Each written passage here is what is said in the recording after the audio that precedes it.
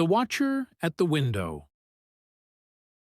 Emma lived alone in a small apartment on the fourth floor of an old building. She loved the view from her bedroom window, which overlooked the city and its endless lights. At night, she would often sit by the window, reading a book or sipping tea, feeling the peacefulness of being so high above the busy streets below. One night, as she sat by her window, she noticed a figure standing on the street below, looking up at her. She couldn't make out the face, but something about the way the person stood motionless sent a chill down her spine. She closed the curtains, telling herself it was just someone passing by. But the next night, the figure was back, in the exact same spot. This time, she felt certain they were looking directly at her. She closed the curtains again, but curiosity got the best of her. She peeked out, and the figure was gone.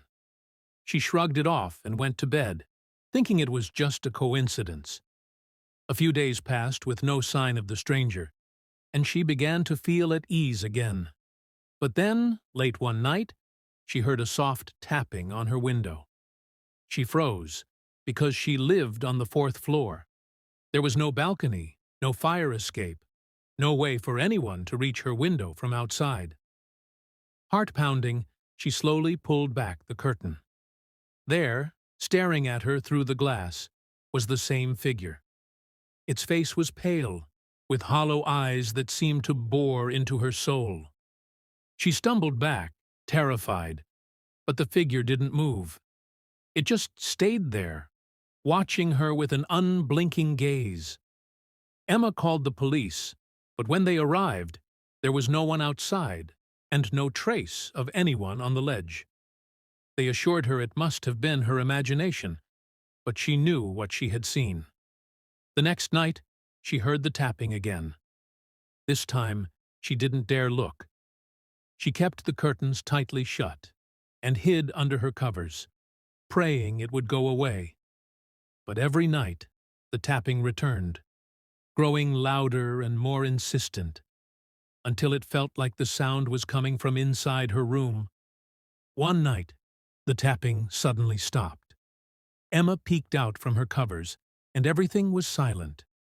Relieved, she began to relax, until she saw a shadow moving across her bedroom wall. She turned, and there it was, the figure, standing at the foot of her bed. She tried to scream, but no sound came out. The figure leaned over her, its cold, hollow eyes inches from her face. In a whisper that chilled her to the bone, it said, "I've been watching you for a long, long time." The next morning, Emma's neighbors found her bed empty. The only clue was her bedroom window, wide open, with no sign of where she had gone. They say on quiet nights, if you look up at her window from the street below, you might catch a glimpse of her standing there, staring down, just like the Watcher had done before. If you like my contents, please don't forget to leave a like and subscribe.